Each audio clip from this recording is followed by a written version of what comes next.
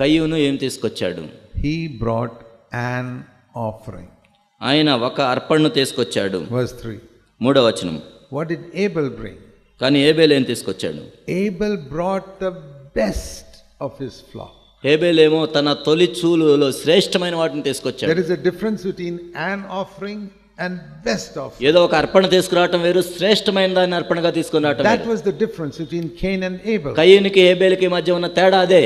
There are so many things in the Bible, if you miss one word you don't understand the truth. బైబిల్లో నువ్వు ఒక వచనము సరిగా చదవకపోయినా కూడా మిగతాదంతా అర్థం కాదు.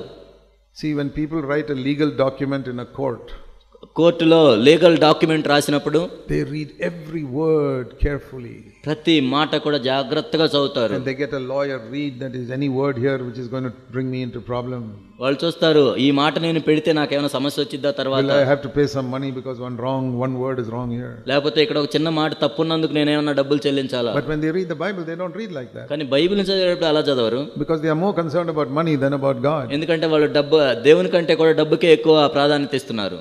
If you really honor God, you'll read the Bible like you read a legal document. నిజంగా నువ్వు దేవుణ్ణి కనపరిచినట్లయితే ఆ వీలునామాలో ఎలా నువ్వు చదువుతావో బైబిల్ని కూడా అలానే చదువుతావు. Every word you will read carefully. ప్రతి మాట కూడా జాగ్రత్తగా చదువుతాం. If you are the type of person who reads a legal document more carefully than the Bible, then you're definitely not a wholehearted Christian. Bible కంటే కూడా నువ్వు legal document ని ఎంతో జాగ్రత్తగా చదువుతున్నట్లయితే నిజంగా నువ్వు హృదయపూర్వకమైన క్రైస్తవుడు కాదు. I want to say to you, even if you sit in CFC, you're a worldly Christian. మీరు CFC సంఘంలో కూర్చున్నా కూడా నువ్వు లోకానుసారమైన క్రైస్తవుడివి.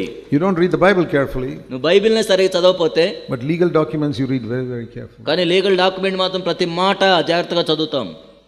Learn to read the Bible carefully. కాబట్టి బైబిల్ని జాగ్రత్తగా చదవటం నేర్చుకోండి. It will change your life. నీ జీవితాన్ని మార్చేస్తుంది.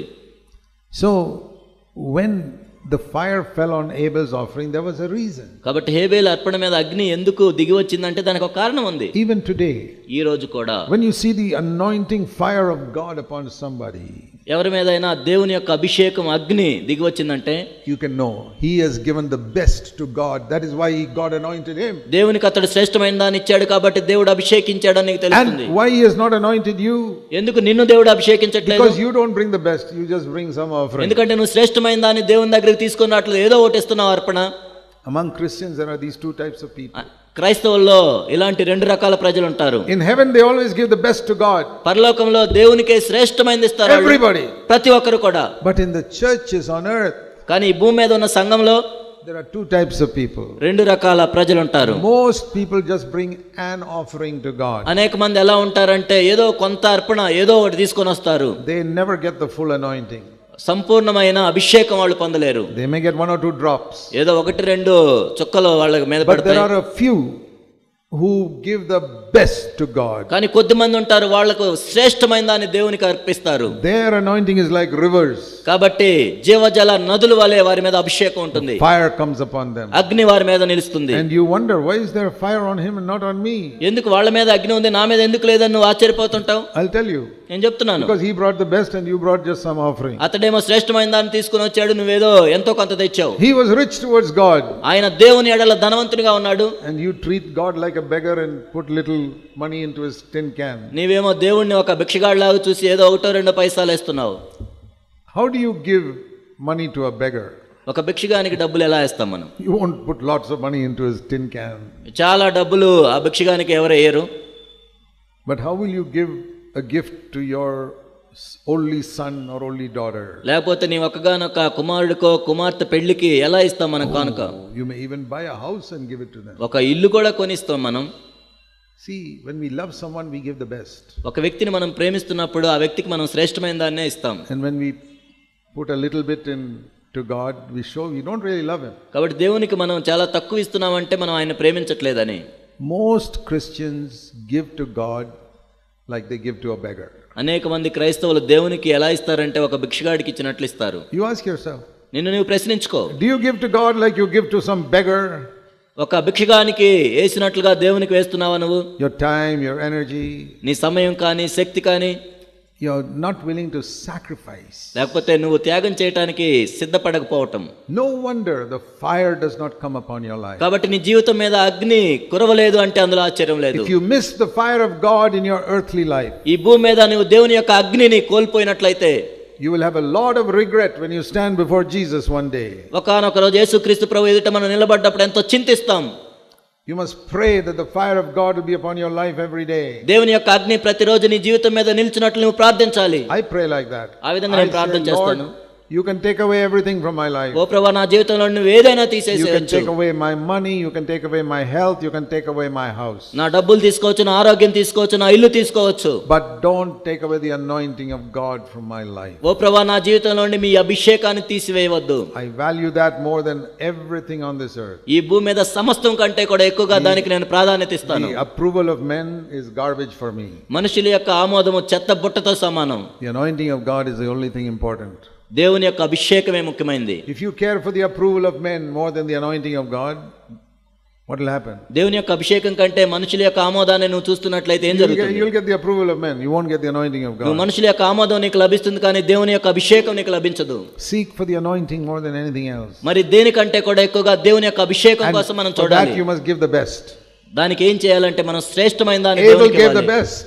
హేబేలు శ్రేష్టమైన దాన్ని ఇచ్చాడు. Cain gave just an offering. కయ్యూను ఎంతో కొంత అర్పించాడు. Cain treated God like a beggar. కయ్యూనేమో దేవుణ్ణి ఒక భిక్షగాడిగా చూశాడు. We are all kind people, we give money to the beggars.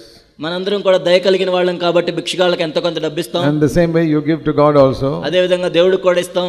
You are following in the footsteps of Cain. అప్పుడు నువ్వు కయ్యూని యొక్క అడుగు జాడల్లో నడుస్తున్నావు. Don't be surprised if the fire falls on somebody else. కాబట్టి ఎవరి మీద అభిషేకాన్ని నువ్వు చూసినప్పుడు ఆశ్చర్యపోవద్దు. And when that happens, అది జరిగినప్పుడు it says in verse 5, Cain was very angry కయ్యూనుకి మిక్కిలి కోపం వచ్చింది. 5వ వచనం. and his face was fallen. తన ముఖము చిన్నబుచ్చుకున్నాడు. You know, when we are angry, మనకు కోపం వచ్చినప్పుడు you can see it in the face. ముఖంలోనే కనపడుతుంది. You know that. అది మనకు తెలుసు. You can't have a very cheerful smiling face when you are angry. మనకు కోపం వచ్చినప్పుడు చిరునవ్వుతో అలా ఉండలేము. And the first person who had that was Cain. అలా ఉన్న మొట్టమొదటి వ్యక్తి కయ్యూను. So the Lord asked him, ప్రభు అడిగాడు, why is your face fallen like this? ఎందుకు నీ ముఖం చిన్నబుచ్చుకున్నావు? Does God ask questions like that? దేవుడు కూడా అలాంటి ప్రశ్నలు అడుగుతాడా? He says that in verse 6, why are you angry? Why is your face fallen? కయ్యూను, నీకు కోపమేలా, ముఖం ఎందుకు చిన్నబుచ్చుకున్నావు? I want to ask you, is your face sometimes like Cain's face? నేను మిమ్మల్ని అడుగుతున్నాను, కయ్యూను ముఖం వలె మీ ముఖం కొన్నిసార్లు చిన్నబుచ్చుకుంటున్నారా? Whenever it happens like that, ఎప్పుడు ఏ విధంగా జరిగినా remember this. దీన్ని జ్ఞాపకం ఉంచుకోండి. The Lord is asking you, why is your face like that? దేవుడు నిన్ను అడుగుతున్నాడు, ఎందుకు నీ ముఖాన్ని చిన్నబుచ్చుకున్నావు? Anytime your face is angry or bitter, ఎప్పుడైనా నీ కోపం వచ్చినప్పుడు కానీ ఏమైనా ద్వేషం ఉన్నప్పుడు కానీ, because the face is a reflection of what is in your heart. ఎందుకంటే నీ హృదయంలో ఏముందో అది ముఖంలో కనపడుతుంది. And when your face is fallen, the Lord is asking you. నీ ముఖం చిన్నబుచ్చుకున్నప్పుడు ప్రభువు నిన్ను ఈ విధంగా అడుగుతున్నాడు. You answer him. దానికి జవాబు ఇవ్వాలి. Why is your face fallen? ఎందుకు నీ ముఖం చిన్నబుచ్చుకున్నావు? Don't keep quiet. మౌనంగా ఉండొద్దు. Cain kept quiet. కయ్యూనేమో మౌనంగా ఉన్నాడు. Say, Lord, ప్రభువా, my face is fallen because I am angry with so and so. ఓ ప్రభువా, నా ముఖాన్ని ఎందుకు చిన్నబుచ్చుకున్నావు అంటే పలానా వ్యక్తి మీద నాకు కోపం వచ్చింది. Please help me to get rid of my anger. దయచేసి నా కోపాన్ని తొలగించుకోవడానికి సహాయం చేయండి. Or I am jealous of that person because I'm getting second place, he's got first place. ఓ ప్రభువా, ఆ వ్యక్తి మీద నేను అసూయపడుతున్నాను ఎందుకంటే అతనికి మొదటి స్థానం లభించింది, నేనేమో రెండో స్థానంలో ఉన్నాను. What did we read in Colossians 3:13? కొలస్సీ 3:13లో మనం ఏం చదివాం? Be ready to take the second place. రెండవ స్థానాన్ని తీసుకోవటానికి సిద్ధపడండి. That's a very good translation. అది నిజంగా మంచి తర్జుమా.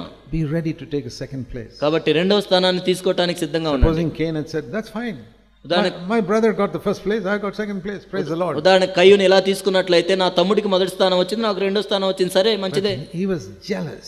కానీ అసూయపడ్డాడు. Why my younger brother is ahead of me? ఎందుకు నా చిన్న సహోదరుడు నాకంటే ముందున్నాడు?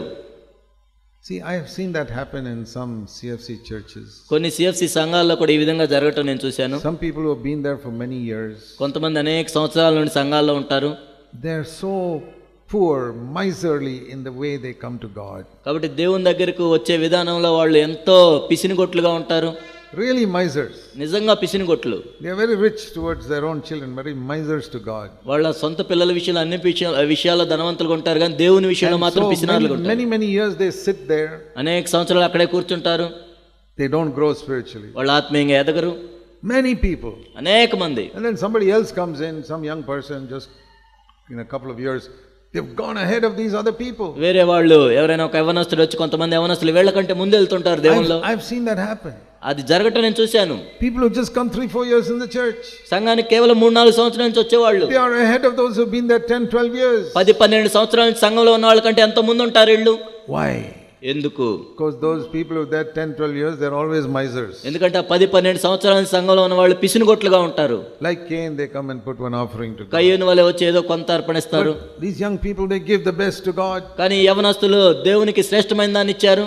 And the fire comes upon their life. అగ్ని వాళ్ళ జీవితం మీదకి వచ్చింది. See, with God there is no partiality. దేవుడు ఎటువంటి పక్షపాతం కలిగి ఉండడు.